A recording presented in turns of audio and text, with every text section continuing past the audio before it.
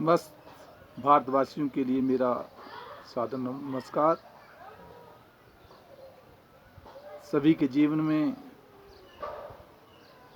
Corona काल में खुशहाली आए, इस संदर्भ में एक वैदिक मंत्र आपके सामने रख रहा हूँ। आदितिर्देवरादितिरन्तरिक्षमादितिर्माता स पिता स पुत्राः विश्वादेवा आदितिः पंचजन आदितिर्जातमदितिर्जनितम् हरिः ओम। इस ब्रह्मांड में जो कुछ भी है वह अदिति है, वही आकाश है, वही द्युलोक है, वही पृथ्वी है, वही माता है, वही पिता है, वही पुत्र है और विश्वदेव भी वही है और पंचजन्य जितने भी प्राणी उत्पन्न हुए हैं सब कुछ वही है। इसी से ही सब कुछ जो उत्पन्न हुआ है। इस कोरोना काल में हम सभी के लिए वैदिक मंत्रों को विधिवत जो उनका अध्ययन और अध्यापन करना चाहिए, तनाव से मुक्त रहना चाहिए, ताकि ये जो कोरोना जैसी बीमारी है उसका हमारे मानसिक जीवन पर कोई प्रभाव ना पड़े। आज मैं आप लोगों के समक्ष साप्ताहिक भविष्यफल के लिए उपस्थित हुआ हूँ। 7 जून से 13 जून 2021 तक वैदिक ज्योतिष अनुसंधान संस्थान टोटू शिमला द्वादश भाव में ग्रहों की स्थिति, मेष राशि पर चंद्रमा रहेगा। उपरांत चंद्रमा 8 तारीख को 12:23 पर जो है वृष राशि में प्रवेश करेगा और 11 तारीख को प्रातः चंद्रमा 1:09 पर जो मिथुन राशि में प्रवेश करेगा। 13 तारीख को चंद्रमा 12:32 दोपहर को कर्क राशि में प्रवेश करेगा। वृष राशि पर जो है राहु, सूर्य और बुध का योग बना रहेगा। मिथुन राशि पर शुक्र रहेगा। कर्क राशि पर चंद्रमा जहां मेष राशि में बैठा है वहां कर्क राशि में मंगल विराजमान रहेगा। अष्टम भाव में वृश्चिक राशि में केतु रहेगा। मकर में शनि यथावत बना रहेगा और गुरु ग्रह कुंभ राशि में रहेगा। मेष राशि का जातक और उसका स्वामी ग्रह मंगल आजकल नीचस्थ है, इसलिए शारीरिक स्वास्थ्य का विशेष ध्यान देना होगा। पेट संबंधी बीमारियों से बचना होगा, हार्ट संबंधी बीमारियों से बचना होगा। वहाँ जहाँ द्वितीय भाव में 3 ग्रहों का योग बना है वहाँ धन प्राप्ति के योग बनेंगे और संतान पक्ष से भी धन प्राप्ति का योग बनने की संभावना बनती है। तृतीय भाव में जहाँ शुक्र ग्रह विराजमान है, द्वितीय से होता हुआ तीसरे भाव में होने के कारण जो है अपने परिश्रम के द्वारा धन प्राप्ति के योग बने रहेंगे। नौकरी में विशेष सफलता के योग बनेंगे, परंतु अष्टम भाव में केतु, शारीरिक स्वास्थ्य का विशेष ध्यान देना होगा। केतु संबंधी मंत्र का जाप करते रहें तो हितकर होगा। वहाँ वृष राशि का जातक, उसमें 3 ग्रहों का योग बना हुआ है, जहाँ उस राशि का जो स्वामी है और शुक्र ग्रह अपने द्वितीय भाव में है, इसलिए धन प्राप्ति के योग बना रहा है, मान सम्मान प्रतिष्ठा को दे रहा है। परंतु कदापि बुध जो है सूर्य के साथ बैठा है, बुध बकरी भी है और अस्त भी है, इसलिए जो द्वितीय भाव का स्वामी है कुछ धन प्राप्ति के क्षेत्र में कुछ कमी लाएगा, विशेष ध्यान देना होगा। वहाँ सप्तम स्थान में दाम्पत्य जीवन में केतु विराजमान है और वहाँ से राहु भी देख रहा है, इसलिए पारिवारिक जीवन में और साथ जो है व्यापारिक क्षेत्र में कुछ उलझनों का सामना करना पड़ सकता है, विशेष ध्यान देना होगा। परंतु धर्म और कर्म की तरफ रुचि बढ़ेगी और बाह्य स्थानों से मान और सम्मान प्रतिष्ठा मिलने की संभावना बनती है और नौकरी में भी लाभ की प्राप्ति होगी। मिथुन राशि का जातक और उसका स्वामी ग्रह बुध, वहाँ पर शुक्र द्वादश भाव का स्वामी शुक्र मिथुन राशि में शुक्र बैठा हुआ है और राशि का स्वामी जो है द्वादश भाव में है, व्यत्यय योग बना है।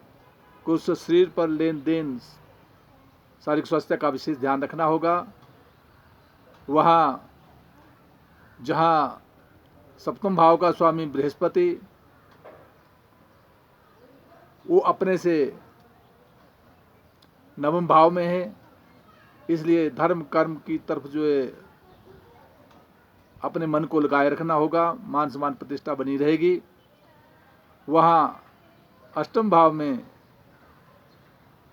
शनि ग्रह दीर्घायु योग देता है और साथ जो है जहाँ छठे स्थान में जो है केतु विराजमान है, वहाँ शत्रु पक्ष से जो विजय मान सम्मान प्रतिष्ठा मिलने की संभावना बनती है।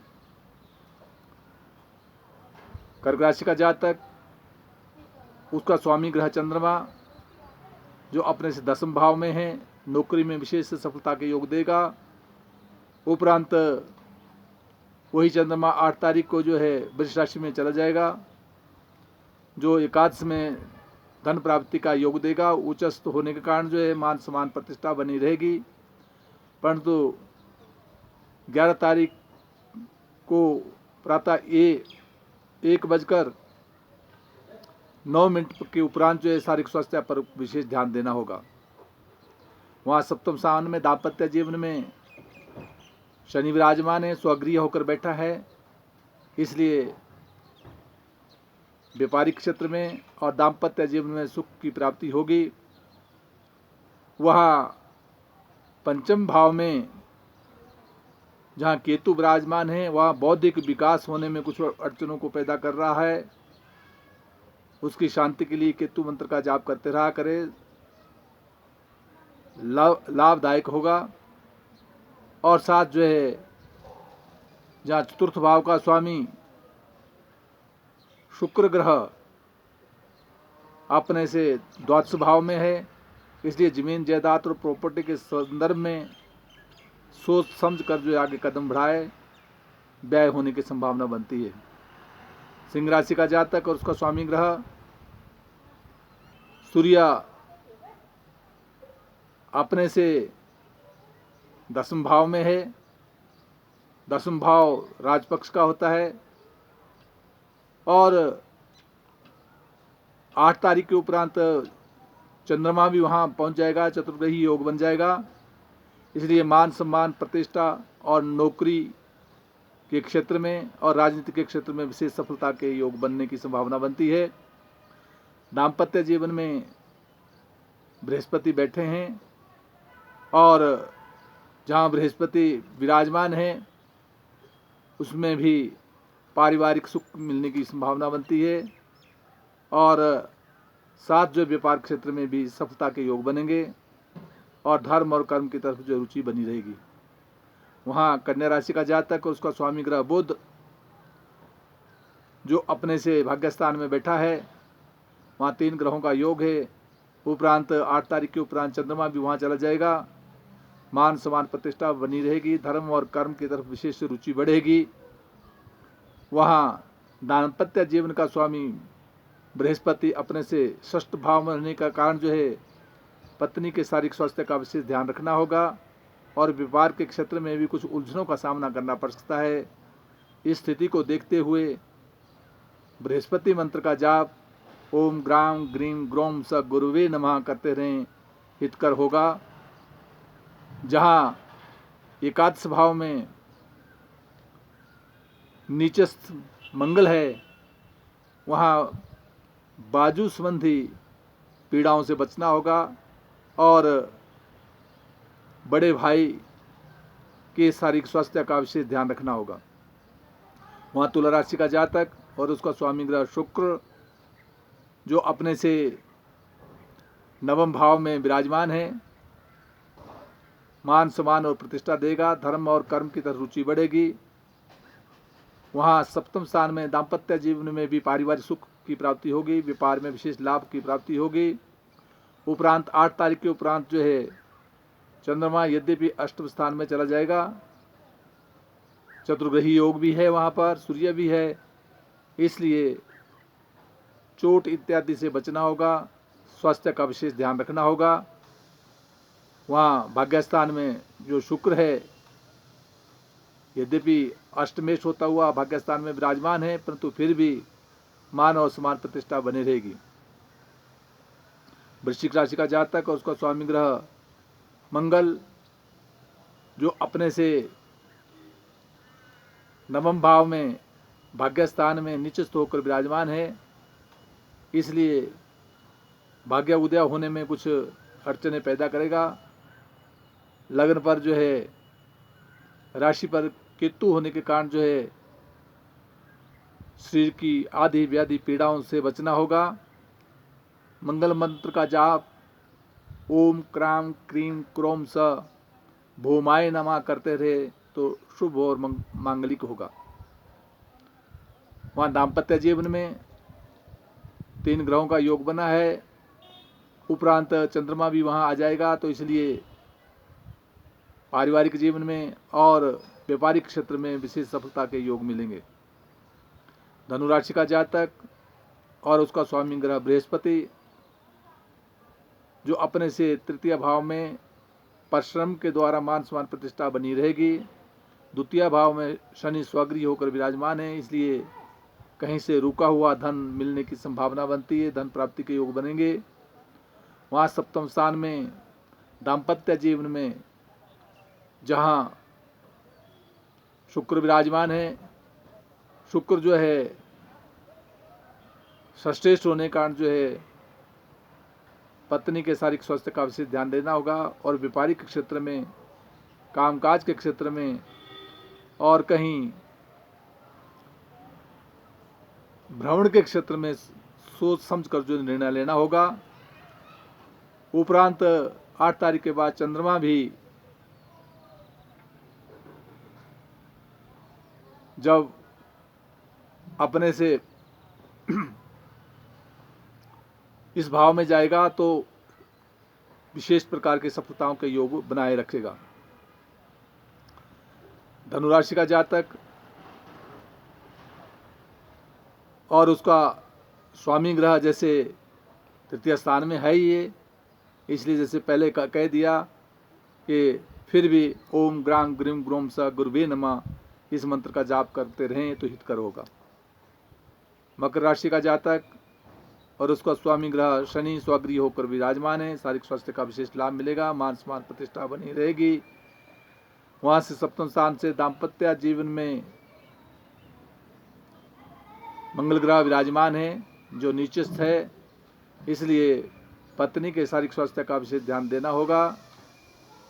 इसके साथ ही व्यापारिक क्षेत्र में भी उलझनों का सामना करना पड़ सकता है, परंतु एक दूसरे ग्रहों की आपस में दृष्टि होने के कारण जो है सामान्यता उलझने ही पैदा कर रहे हैं, इसका विशेष ध्यान रखना होगा। वहाँ द्वितीय भाव में बृहस्पति विराजमान है, द्वादश भाव का स्वामी है, इसलिए धन प्राप्ति सामान्यतः से परिश्रम करने से ही धन की प्राप्ति होगी। जमीन और जायदाद प्रॉपर्टी घर का लाभ चंद्रमा दे रहा है।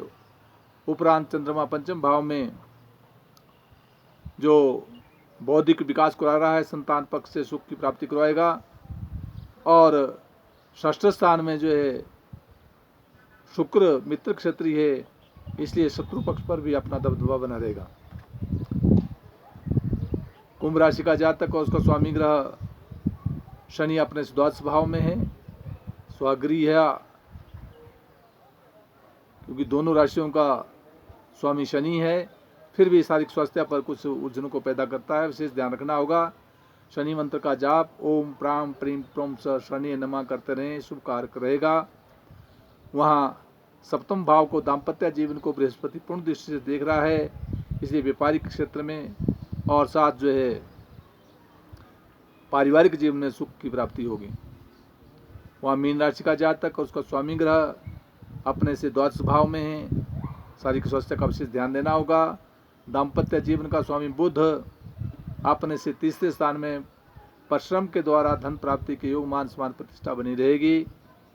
वहाँ जहाँ चतुर्थ स्थान में शुक्र विराजमान है, इसलिए मित्र क्षत्रिय होने के कारण जमीन जायदाद प्रॉपर्टी का विशेष लाभ होने की संभावना बनती है। वहीं पंचम भाव में मंगल निचस्त का होने के कारण जो है मन में क्रोध, गुस्सा पर नियंत्रण रखना होगा और संतान पक्ष से भी कुछ उलझनों का सामना करना पड़ सकता है। और साथ बुद्धि और विद्या के क्षेत्र में भी उलझने आ सकती है, इसलिए मंगल मंत्र का जाप और साथ जो है चंद्र मंत्र का जाप करना सदैव हितकारक होगा। इस प्रकार से द्वादश भाव में गोचरीय ग्रहों के अनुसार जिस जिस राशि का जो स्वामी बनता है उस मंत्र का जाप करना हितकर होगा। जय हिमाचल, जय भारत।